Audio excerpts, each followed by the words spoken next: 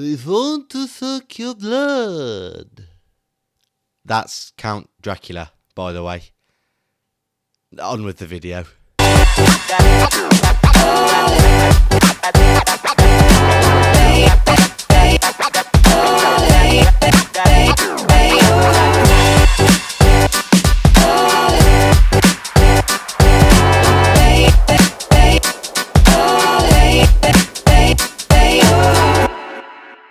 Good morning, good evening, good afternoon, and welcome back to another Lost a Plot video. Yes, you are looking at me again because we are looking at another film that was released in the month of August. This time it is Jessica M. Thompson's The Invitation, and I was lucky enough to see it a day early thanks to Odeon Limitless. There are other cinemas card things available because that makes sense. Today, I'm going to give you a review of it for the release. So hopefully this video is going out on the day of release for The Invitation film. But before we get into the review, as always, let's do a little synopsis. An American orphan finds a cousin online that invites her to a wedding for a person that she doesn't know. Also, there is biting. Right, let's get on with the review, and for a rating out of 10, I'm going to give it a 5. Those of you that follow our Instagram, you'll notice that I gave it a 6 last night from when I watched it, but after further consideration, I don't think it's as good as a 6, so I'm going to give it a 5. After today's review, it might drop down even lower, but we'll see, hey-ho. One word to describe this film, I'd probably call it mediocre. I'm surprised that Sony have allowed a film like this to be released. Actually, second thoughts, this is the same company that releases Venom. So I'm not surprised, actually. They're used to churning out absolute garbage. If we're talking about the plot and the storyline, I'd say it's very predictable. There are various different Easter eggs in there that give the story away before it's even started. The first hour is dedicated to dragging out a poor plot that is not engaging, and the dialogue, oh my god, is painstaking. Listening to characters have conversations generally makes you want to switch off. It's not compelling, it's not engaging. If it was written well, it'd probably make up for how poorly this has been shot and filmed, but actually, it's not written well either. That 5 out of 10 is starting to look more like a 4 or a 3.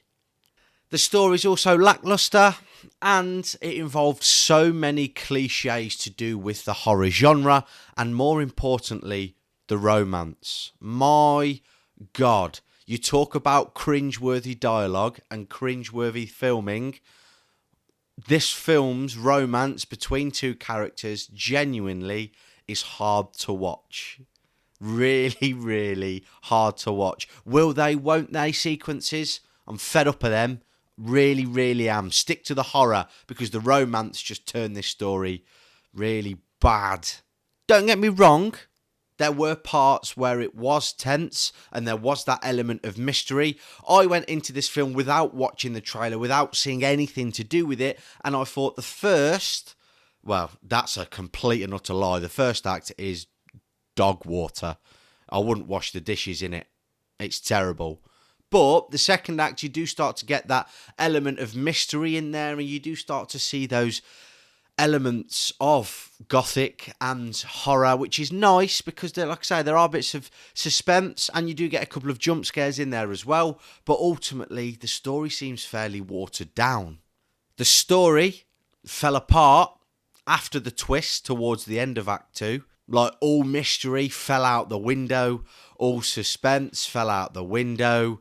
Any element of surprise fell out the window. It wasn't engaging. You didn't really care about it because you knew what was going to happen after that. The last half an hour was one of the worst half hours of film I've ever seen, I think. And that is a bold, bold statement. And before we get on to that, there's a lot of cheese. A lot of cheese. You ever been to an Italian restaurant where you ask for a little sprinkle, a little grating, and they just absolutely douse it in cheese? It's a bit like that. It's painful to watch, it's painful to listen to, and it just detracts from the film. It's poorly made, it's poorly written, and it's poorly shot. It's not good. The cinematography is fairly typical for what you'd expect for a horror gothic genre. You've got this big dark architecture, there's lots of darkness, there's lots of gloom, there's even fog. It's what you'd expect. Okay, hidden corners. The shots that were used weren't really innovative or creative. It was fairly bog standard. It lacked creativity, in my opinion, which is sort of backed up by the cinematography. There was no creativity. It was boring. And can we just say, and this links to the last half an hour, the CGI was absolutely diabolical. Little reference from the boys for you there. It was bad. There is fire that is obviously CGI'd in, and it's really bad. Like, really bad. It's laughable how bad it is. You sit there giggling thinking, wow, Sony have put their name to this and they've released this. It's really bad. And the fire is going on whilst these action sequences are kicking off. Whoa!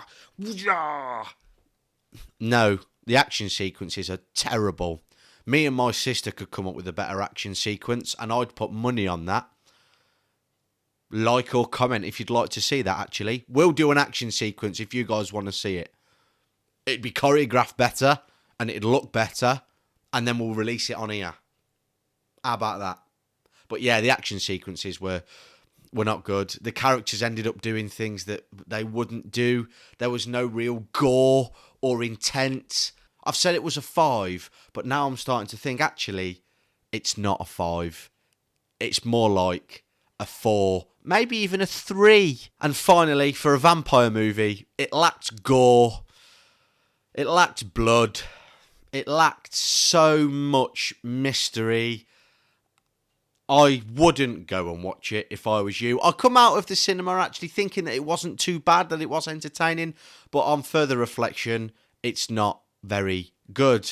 Let me know what you guys think. But other than the bad CGI, the lacklustre story, the cringe-worthy dialogue, the piss-poor action sequences, the lack of blood, the predictable story, lots of cheese, the mediocre acting, it's a really good film. Go and watch it. Go and enjoy it. Right. That's all from me. Little quick review of The Invitation. The next film that will come out is The Beast. I will watch that and get a review of that as soon as possible. Obviously, I'm not overjoyed by it, but we'll see. And I'll see you in the next one. See you later.